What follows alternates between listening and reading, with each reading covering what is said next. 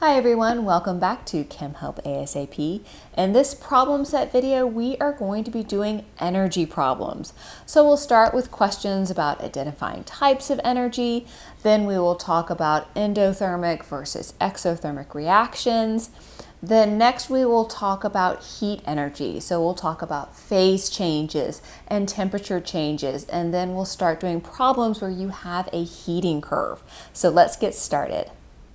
Let's start by identifying different types of energy. So our first question wants us to identify the type of energy that the gas in a car tank has. Well, when the gas is just in the car, stored in the tank, it has chemical energy. When you use the gas to make the car go, then it's converted into kinetic energy. Our next one is loud music. Well, music is sound. Sounds come in waves, so that is wave energy. Our next one is a ball on the roof of a house, and then when that ball falls off the roof of the house. So when the ball is just on the roof, it has gravitational energy. That's a kind of potential energy. Now, once it falls, then it's in motion, and it has the energy of motion, which is kinetic energy. Now let's reverse this. Let's give an example of the energy of motion. Now, this can be anything, but I have 3 very active cats, so for me, a cat running across a room is the example of the energy of motion. Now let's talk about the energy of chemical reactions. So in this first example, we have a reaction coordinate diagram. What we want to do is we want to label reactants, the products, find the activation energy, and the delta H, or the enthalpy. And then finally, we want to be able to answer, is this reaction exothermic or endothermic? Let's label the reactants. Remember, the reactants are what you have before the reaction takes place. So the reactants are going to be on the far left. The products are when the reaction is complete.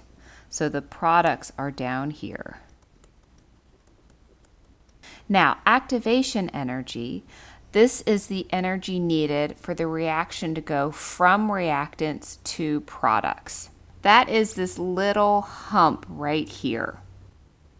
So this distance from the reactants to the top of that hump we label EA for activation energy. Now our change in enthalpy, or our delta H, that is the difference in energy of our reactants and our products. So our reactants are here and our products are down here. This distance is our change in enthalpy. Finally, we want to know, is this reaction exothermic or endothermic? Because our products are lower in energy than our reactants, this is going to release energy. This is an exothermic reaction. Okay, our next problem asks us to sketch out a reaction coordinate diagram for an endothermic reaction. Again, we want to label reactants, products, activation energy, and enthalpy. Let's first get our Y and X axis. This is energy. Here is the reaction proceeding from left to right. For an endothermic reaction, our reactants are going to be lower in energy than our products. So we'll put reactants down here,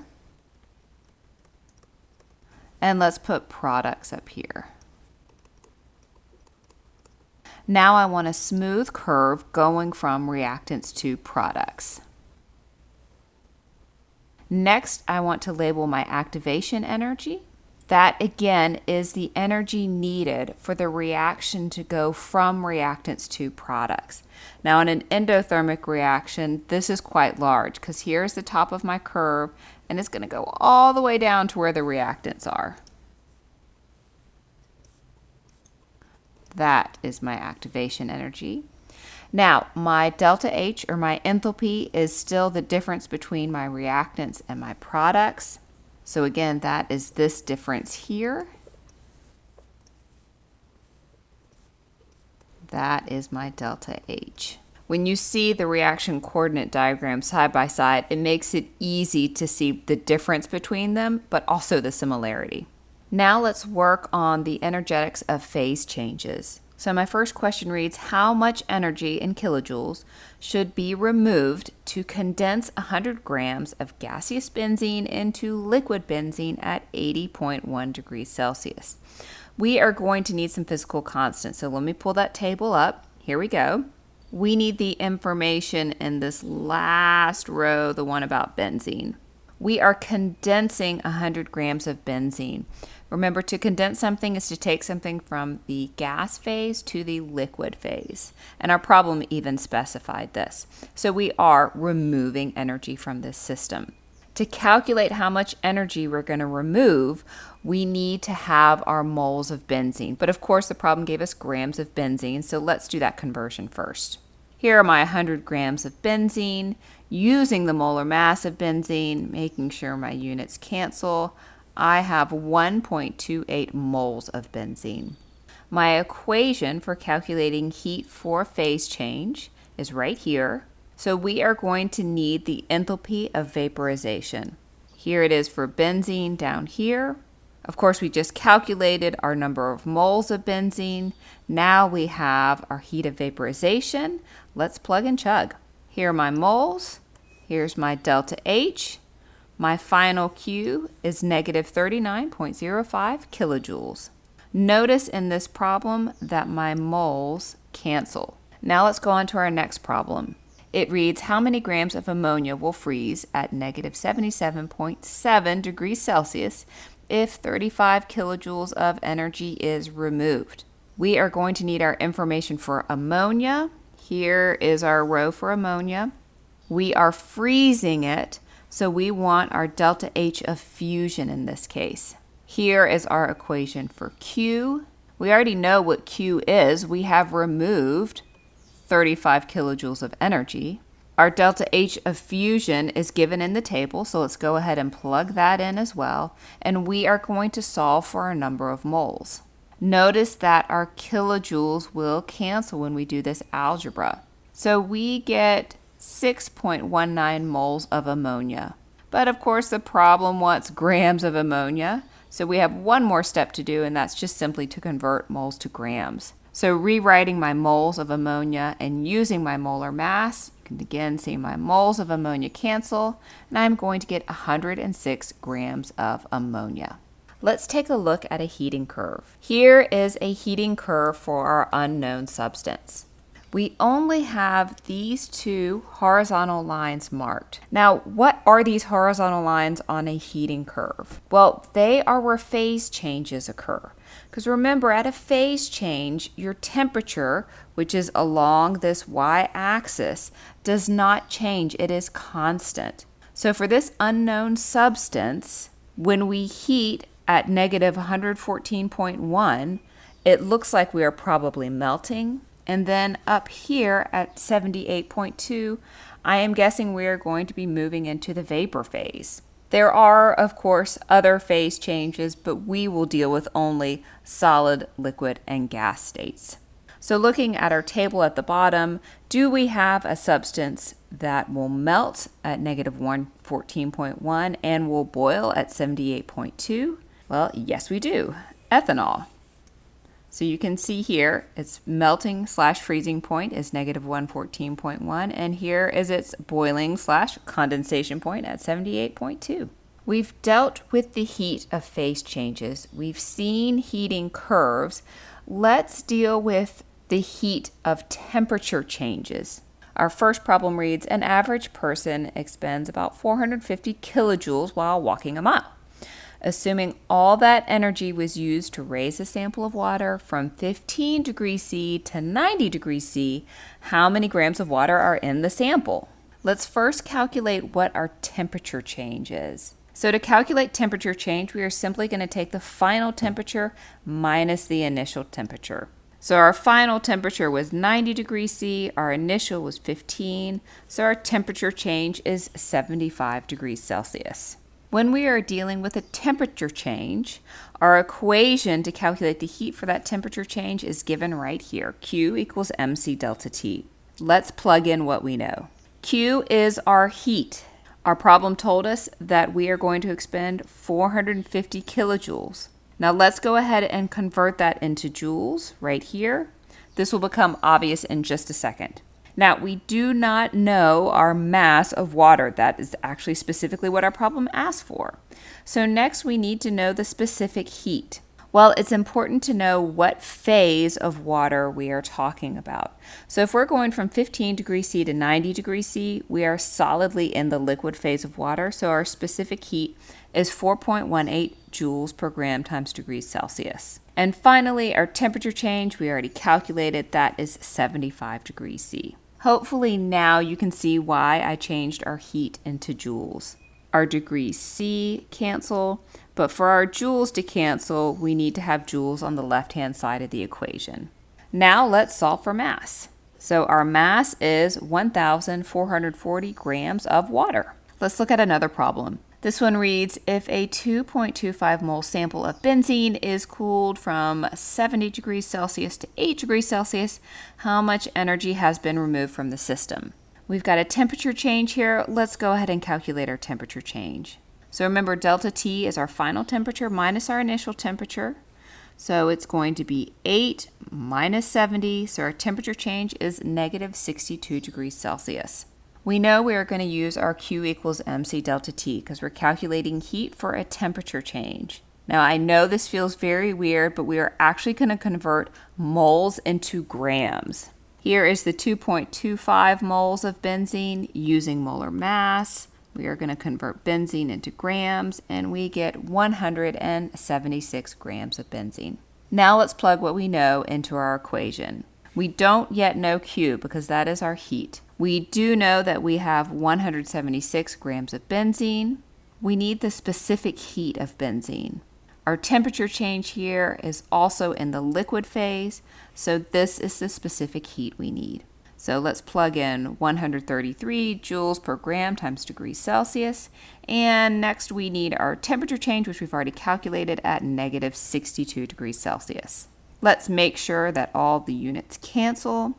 So we have our grams canceling and our degrees Celsius canceling. This leaves us with joules. That's perfect. Q equals negative 1.45 times 10 to the 6 joules. Let's bring all these concepts together and let's calculate heat when we're dealing with a mixture of phase changes and temperature changes. Okay, so our problem reads, how much heat should be removed from 12 grams of benzene at 90 degrees Celsius to convert all of it to liquid at 25 degrees Celsius? Now, up at the top of the screen, we have the information for benzene. Let's sketch a heating curve for this just so we can keep track of where everything is. We are starting with benzene at 90 degrees Celsius. You can see right here that its boiling point is 80, so we are starting with our sample of benzene as a vapor. We are first going to cool that vapor to the condensation point. Then we are going to condense that vapor to a liquid, and then we are cooling that liquid down to 25 degrees Celsius. Now, we don't hit our melting or freezing point until we hit 5.5 degrees Celsius. So we are just going to stay in the liquid phase at that point. So for this problem, we have 3 different steps where we are going to be removing heat. Our first one is when we're taking our gas and we're cooling it down to the condensation point. Then our second step right here, this is our phase change. We are going to condense the gas to a liquid. And our final step, step number 3, we are going to take that liquid and we are going to cool it to 25 degrees Celsius. Let's start with step 1. To cool the gas to its condensation point, we will undergo a temperature change. So let's calculate what that temperature change is. So our delta T is going to be 80.1 minus 90. Our delta T is negative 9.9 degrees C. Remember, this 80.1 came from up here. That is the condensation point. Now we can use Q equals MC delta T. We can plug in our mass. We have 12 grams. We need the specific heat, though, of benzene as a gas. So going to our table up top, we need this 82.4. So that goes into our equation here. That's 82.4 joules per gram times degrees Celsius. Now we put in our temperature change, which of course is negative 9.9 degrees Celsius. And we make sure our units cancel. So yes, our grams cancel and our Celsius cancel. So this should give us joules. And here we go. We have negative 9.79 times 10 to the third joules. Okay, that takes care of our first step, and you can see I labeled this Q1. Our second step is a phase change. We need to condense the gas to a liquid. There is no temperature change associated with this. We are on our horizontal line at step 2. We need to convert these grams to moles. Here is my 12 grams, a simple conversion using the molar mass, and we get 0.154 moles of benzene. Now we can use our equation for our phase change. That is simply our number of moles times our heat of vaporization. Again, I'm using heat of vaporization because I am at the vaporization or condensation point. I'm going to get that from our table. Here it is right here. So plugging in my number of moles and my heat of vaporization, making sure my units cancel. Yes, my moles cancel, and I'm left with kilojoules. Q2 is negative 4.68 kilojoules. One more step to go. Now that we have liquid benzene, we want to cool it down to 25 degrees C. So we've got a temperature change. Let's calculate that temperature change. We're going down to 25 degrees C, but we're starting at 80.1. Remember, that was the condensation point. So our temperature change is negative 55.1 degrees Celsius. Again, we're using Q equals mc delta T. We know our mass is 12 grams. For our specific heat, we are now in the liquid phase, so we need to make sure we use our specific heat for our liquid phase. That is 133 up here. Here's our specific heat, also plugging in our temperature change and making sure our units cancel. Okay, and that leaves us with joules. We get Q3 to be negative 8.79 times 10 to the fourth joules. Okay, we have calculated Q for each of our 3 steps, but we need to know the total heat, so we just want to add all of these together. So our Q total is simply Q1 plus Q2 plus Q3. So plugging each of our values in here, you see that we have a little bit of a problem. We have joules for these 2 guys, but kilojoules for this one. Our units must match for us to add these up. You can either convert everything to kilojoules or everything to joules. In this case, I'm going to convert everything to joules. So here I've converted this middle number to joules, and my Q total is negative 1.02 times 10 to the 5th joules. Let's do one more problem. Okay, we've got a 10-gram sample. It's at negative 250 degrees Celsius. It's ice. We want to convert it to water at 0 degrees Celsius. And we want to know how much heat that's going to require. Let's sketch out a heating curve. We have some very cold ice here, and then we're going to affect a phase change. So our step 1, we are going to heat the ice to the melting point, and then our step 2, we are simply going to melt the ice into liquid. Let's get our temperature change for first warming our ice. So our delta T is simply 0 minus negative 250. That gives us delta T of 250 degrees Celsius. Again, this 0 degrees C is our melting point, which I got from up here, if you didn't already know. Let's use Q equals mc delta T to calculate our Q1. Our problem gave us our mass. We do need our specific heat for ice or for water in its solid form. So we are going to use this specific heat over here. Plugging that in, plus our temperature change. Let's make sure our units cancel. Our grams are canceling, our degrees Celsius, and we are left with joules. So our Q1 is 5,280 joules. That was some really cold ice. Our step 2, we are going to take that ice. It's now at 0 degrees C, and we are going to melt it. This is not a temperature change. This is a phase change. For our phase change, we need moles, so let's convert our grams to moles. Starting with our 10 grams of water, using molar mass to convert to moles, we have 0.554 moles of water. Here's our equation for our phase change. Notice I'm using delta H of fusion because we are at the melting freezing point. Looking at my table, here is my delta H of fusion. Let's plug in what we know. Here are our moles of water. Here is our delta H of fusion, making sure our units cancel. And Q2 is 3.34 kilojoules. Okay, we only had 2 steps for this one, so we just need to add them together to get our Q total. But just like before, we have a problem. We have kilojoules and joules. We need to make sure that they are the same. Either way is totally fine. This time, let's convert both to kilojoules. So here I've converted my Q1 to kilojoules, and my Q total is 8.62 kilojoules.